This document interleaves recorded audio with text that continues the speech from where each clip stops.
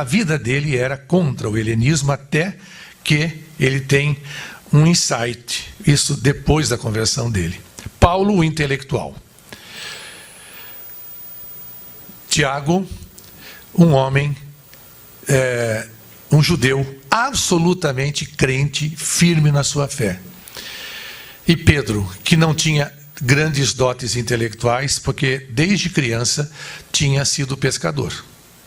Herdou uma pequena, digamos assim, um pequeno trabalho do pai e continuou sendo pescador, né? Bom, você tem, vamos fazer um jogo de adivinhação no futuro do pretérito, ou seja, viu, professora? Futuro do pretérito, hein? Quer dizer, não aconteceu, mas poderia acontecer, né? Vamos lá. Tiago, extremamente obediente ao judaísmo, acredita que Jesus veio para os judeus e que a sua mensagem, se for levada para os gentios, ela tem que ser, os gentios têm que se converter radicalmente à vida judaica, né? Então, não é uma questão de adaptar a mensagem aos gentios. Pelo contrário, os gentios que têm que se adaptar à mensagem judaica. Bravo, discute com Paulo porque acha que Paulo está deturpando a mensagem de Jesus. Jesus, para ele, veio para os judeus. Do outro lado, Paulo vem da diáspora. Ele, quando se converte... Bom, primeiro, Paulo é um perseguidor, ele segura as roupas de Estevão, né? Portanto, é um negócio gravíssimo. Ele autoriza a morte de Estevão, né? E é chocante você ver isto. Ele vai de Jerusalém ele vai para Antioquia para perseguir os cristãos que estavam lá. Ou seja, desculpem a brincadeira, mas temos que acabar com essa raça, né? E está indo exatamente acabar com a raça lá em Antioquia. Era um pensamento fixo, quer dizer, um judeu extremamente ortodoxo que vê um perigo naquele sujeitinho que foi crucificado e naqueles bobalhões que ficam pregando a mensagem dele. Tem que acabar com isso, né? Mas se ele teve uma queda do cavalo ou não, o grande problema é que ele já estava sendo contestado no interior dele. Quando ele age de forma intempestiva, no fundo ele já está tentando manter uma verdade que para ele já estava complicada, né? É aquela história, né? Eu começo a dizer que eu estou certo e brigo e mato pela minha certeza, porque no fundo eu já não tenho mais certeza do que eu estou fazendo, né? E ele se converte. E a conversão dele traz para o cristianismo um problema.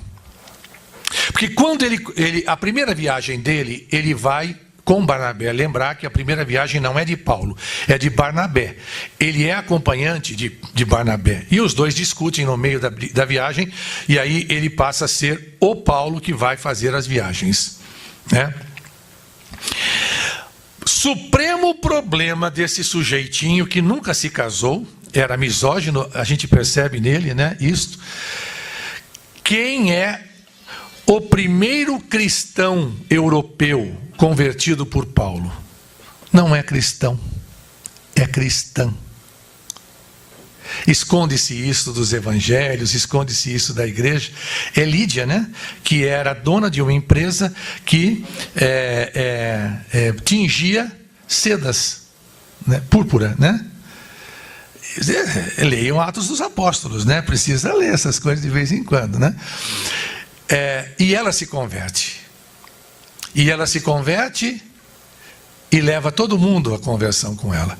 Aí ele começa a perceber que há problemas graves.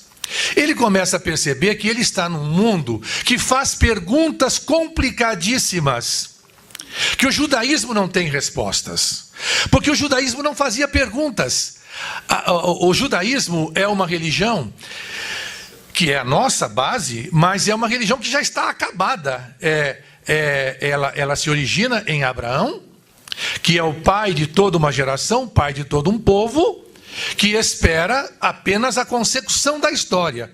E não há intermediários, não há mediações, a história está explicada e está completa na cabeça de todos, né? Deus já tem tudo isso pronto. Yahvé. Fora dos judeus, o problema é muito mais grave, e Paulo se defronta com isso. Há perguntas de um povo, quer sejam os romanos, mas era a cultura helênica, a grega, né? Eles têm perguntas gravíssimas sobre a sua vida, sobre a sua existência, sobre Deus. E o judaísmo não tem essas respostas. Mas um sujeitinho que foi judeu tinha todas essas respostas, que era Jesus. Então ele tem que, não é o judaísmo que ele percebe que ele tem que pregar o evangelho. E ele entra em choque com as exigências que se fazem à sua pregação. Ele era um intelectual que também tem os mesmos questionamentos e percebe que Jesus tem a resposta para os questionamentos. Ele percebe que as perguntas feitas no mundo helênico têm muito a ver com as perguntas que os cristãos se fazem. Lembram-se que ele entrou no Areópago? Lembram daquela passagem? O Areópago é ainda, né, um local quase que circular, né? E em cada lugar você tem uma estátua que pode significar um deus, ou então você tem como chama? Um baixo relevo, alto relevo, qualquer coisa assim, significando um deus, na Grécia, em Atenas. E ele para na frente de uma placa que está escrita: ao Deus desconhecido. Ele diz: é desse que eu vim falar, né? Ele quer dialogar, ele tem como dialogar, ele tem todo o material pronto para dialogar, no sentido de que ele tem o evangelho para dialogar. E não se quer que ele dialogue, a não ser que diga: você vem para cá, vai se circuncidar. Tiago exige isso. Aliás, Tiago diz: para que ir para eles lá? Eles já estão fora da salvação. A salvação veio para os judeus. E Pedro fica no meio. Aí por isso que ocorre o concílio de Jerusalém, né? E é engraçado que Pedro, ele toma uma atitude dúbia. Ele fala para... Tem muito disso na história da igreja. Ele diz assim, ele diz para Paulo: continue fazendo o que você está fazendo. Mas é engraçado que Paulo, no final da vida, fica muito triste com Pedro, porque nas entrelinhas ele diz: Pedro não avançou como eu avancei, voltou para trás, né? Bom, isso são histórias que os exegetas nos contam, mas isso é também fofoca, né? A gente não sabe exatamente. Então aí vem o exercício de futuro do pretérito. Vamos fazer? Vocês já imaginaram se Pedro dissesse no concílio de Jerusalém: Tiago está certo?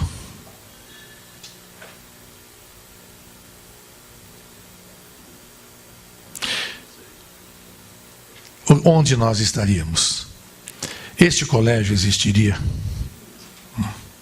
Eu diria assim, aquilo que eu estava falando para você, né? O Requiem de Mozart existiria? Não. Estou só dizendo, né? Porque o cristianismo não existiria. Porque o cristianismo não é judaísmo. O cristianismo é diálogo dos judeus cristãos, do movimento de Jesus com a cultura helênica. Eu diria que Paulo ainda não é cristão no sentido